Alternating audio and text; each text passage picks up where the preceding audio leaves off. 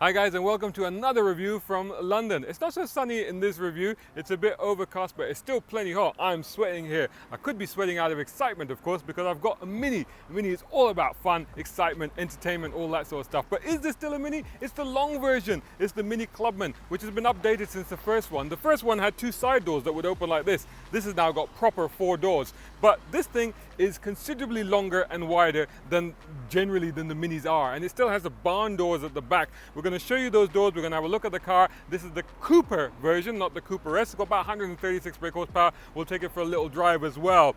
Spec and prices for this car I'll put on the screen here so you can check them out there, but best thing is to have a look around it. One thing I will say is, just from the profile, notice this area around here. It's got this little garnish here, and it's got this kind of vent thing going on there, which actually seems to be functional. So anyway, let's start as usual with the boot.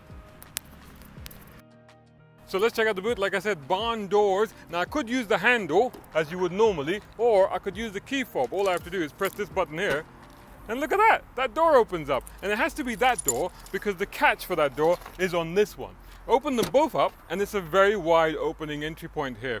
One thing I have found is if you're backed up against the wall and you've got your trolley over there from the shopping, and once you open the doors you can't actually get to it, so you need a little bit of space here. Aside from that, it gives you a very wide opening, got a ton of cover, pull that back, and it's actually a very good size boot. For a Mini, this is probably one of the biggest boots that you're going to get. And if you think this is good, and it is pretty good, you've got more room under here. There's quite a deep cavity in there, so you can put extra bits and pieces and hide them down there. And actually, look at that, it holds it up. Isn't that clever? There's just these little catches over there that does that. There's a pocket on this side over here, and there's a pocket on this side over here. It's got lights, and of course it's got split folding seats, 60/40, and it's very easy. All you do is just pull that, and almost flat. So quite useful for those trips to IKEA or wherever. Time to get into the back seat and see how I fit in there. Again, close this one first, and then this one, this way.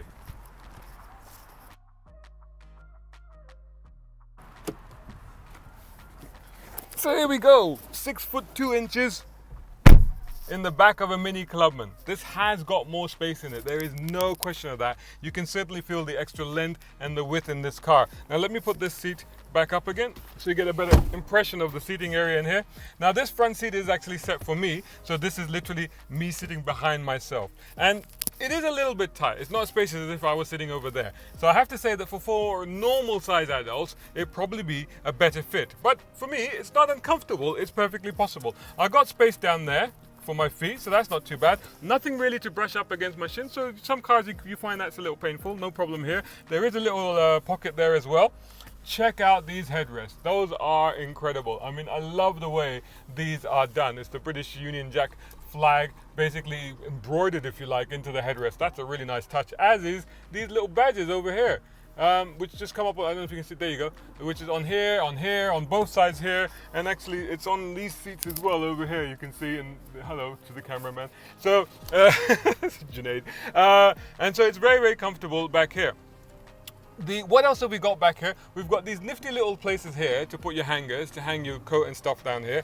Down here we've got two AC vents, which is great, and a power supply, which is that one down there. No USBs though, so you'd have to get an adapter and put it into there and to use that instead. You do get, of course, Isofix child seat anchor points there, and you get an armrest with two cup holders. That's handy, isn't it? So actually, not a bad place to be. Not the most comfortable if you're on the large size, but for most normal size adults, no problem, and certainly for families, no issues at all. Time now to get into that very dynamic front of the car.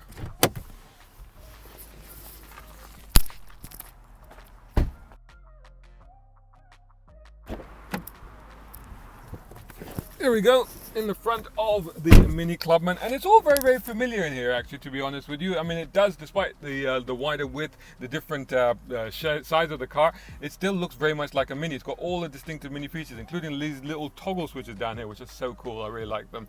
And the main one in the middle is the starter button. So if we press the starter button, I want to show you this screen that pops up here. Look at this, check this out. Now this screen basically is your heads-up display, and it gives you the miles per hour, it gives you the speed information, traffic information, and sat-nav. Using the sat-nav, it gives you the directions right there in front of you. You can see the logo and the miles per hour has come up there. Of course, in the UK we use miles per hour.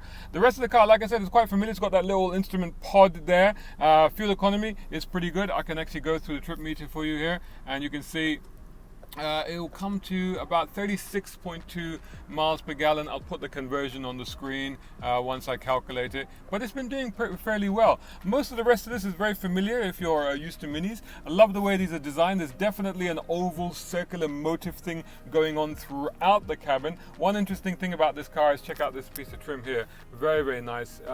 Just a nice touch there, nice way. It goes all the way across the car, and then you've got this dashboard that sort of scoops into the center and just sort of comes around like this. It's beautifully designed, it really is. And then you've got this massive screen in the middle with these lights that go up and down. So for example, if I turn the AC on just for a bit, and you can see that this will change color once I actually adjust the, see that, once I'm adjusting the temperature, then that's changing. But it does other things as well, like it changes with your driving style, with your stereo, and all this sort of stuff. Let's turn that off again because we don't need it. Oh, I can just turn it that way. Good AC, by the way. I've been using that here. It's been pretty warm, and the AC has been fantastic. Now, coming back to the screen over here, you're very familiar for Mini users, but there's so much functionality in the screens, and it'd take up the whole rest of the video to actually go through all of the different things that it's got. I mean, just my Mini, for example, you've got driver profiles. So you can set up driver profiles in the car for your own preferences. It's quite extraordinary. One thing that drivers will be interested in is the switch down here, which of course is your driving modes. You've got the green, that's minimalism, and then you've got mid regular mode, which is where I've been driving it mostly, and then you go into sport mode. And I'll take a look at that. I love it. It's got a little checker flag that came up and stuff like that. I'll go a bit more into the driving modes once we get moving. What else we got down there? We've got all the AC buttons, all the usual things. Traction off. This is the stop start, you know, because it has stop start over here. 6-speed manual on this car, so that's a joy. 3-pedal transmission down there, with a accelerator pedal down there that is actually on the floor, whereas the other 2 pedals are actually coming from the top. Cup holder, a nice tartan motif down here. Look at these seats, fantastic design. There's a lot of design touches to this car. I mean, you know, the quality is pretty good, but more than that is just the way that they've put it together, and so many cool little features and fun little things that they've got in here. And of course, a great stereo system from Harman Kardon as well.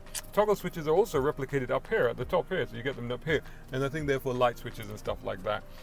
You've got a cubby box here, which for some reason has got a phone fitting thing, which I don't know why they bother with. Let me just do that and show you the actual box. And look, there's tartan patterns inside the cubby box. How cool is that? There's a USB there and a USB down there, and of course a power supply. So 2 USBs, 2 power supplies in here, 2 cup holders, parking brake, electronic parking brake. It's okay on hill starts. This being a manual, you can just pull it up and then just drop it, and off it goes. This is your menu system for the entertainment system there. So next thing I think to do is take you for a little drive and see if it still feels like a Mini, despite being quite a ginormous Mini.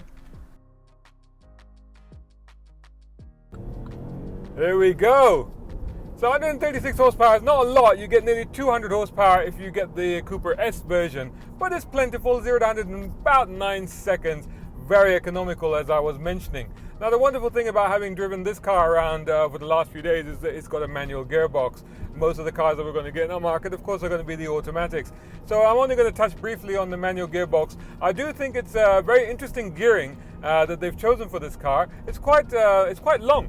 So actually you can keep it in lower gears for much longer than you think. You can't really, it doesn't like moving off in second, but it makes for very relaxed motoring when you're sort of doing motorways and longer drives. It also makes it very economical. And it also makes that transition very, very smooth between the gears. You hardly even need to heel and toe in this car, because even on the downshifts, it's very, very smooth. So let's get more back to the Mini thing. Let's chuck it around here. And again, you know, nice poise, nice turn in, very, very flat, very precise, very eager, and darts into there. I have got it in sports mode at the moment. Now, what I would say though is that you do feel the extra size of this car for sure, this doesn't feel as terrier-like as a normal hatchback Mini does. This does feel like a bigger car.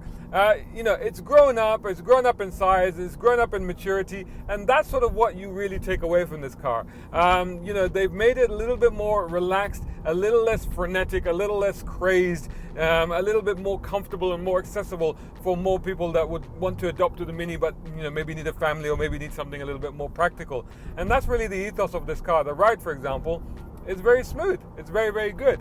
Whereas in a Mini you often feel that it's always feeling a bit darty, and a bit ready to get up and go. This one is very smooth.